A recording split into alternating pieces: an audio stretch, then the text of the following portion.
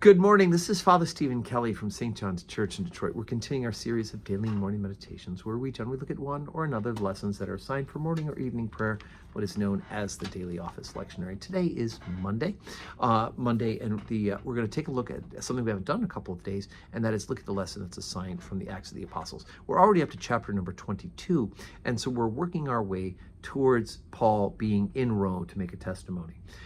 So chapter 22, beginning at verse 30 and reaching into chapter 23.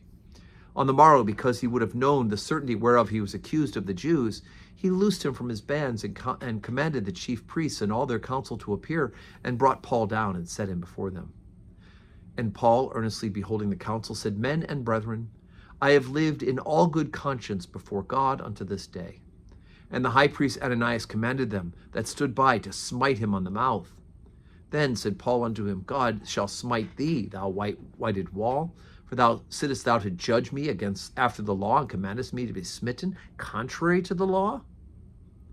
And they stood by, said, Revilest thou God's high priest? Then said Paul, I wist not, brethren, that he was the high priest, for it is written, Thou shalt not speak evil of the ruler of thy people.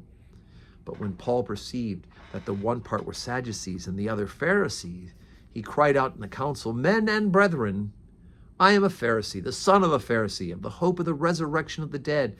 I am called into question. And when he had so said, there arose a dissension between the Pharisees and the Sadducees, and the multitude was divided. For the Sadducees say there is no resurrection, neither angel nor spirit, but the Pharisees confess both. And there arose a great cry. And the scribes that were of the Pharisees' part arose and strove, saying, We find no evil in this man. But if a spirit or an angel hath spoken to him, let us not fight against God. And when there arose a great dissension, the chief captain, fearing lest Paul should have been pulled to pieces of them, commanded the soldiers to go down and take him by force from among them, and to bring him into the castle.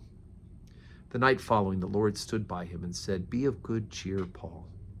For as thou hast testified of me in Jerusalem, so must thou bear witness also at Rome. Okay, so he's testifying before the council in Jerusalem, obviously, and in fact the Romans are holding him. Now, the day before the lesson, because we read morning and evening prayer, even if we don't have it on the meditation, right? We're reading these lessons because we're reading the offices. We know that Paul was arrested, and in fact, they are stunned to find out that he is a Roman citizen. He's like, look, I didn't buy this citizenship. I earned it, but his parents must have bought it, but he was born to Roman citizens.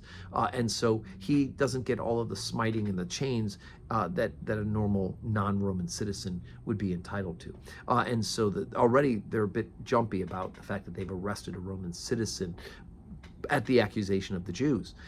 But here, Paul uses the opportunity for good theology to divide those who are accusing him, right? The Pharisees believe in the resurrection. The Sadducees only believe in the first 5 books of the Bible, the Pentateuch, and none of the prophets. They don't receive them as authoritative.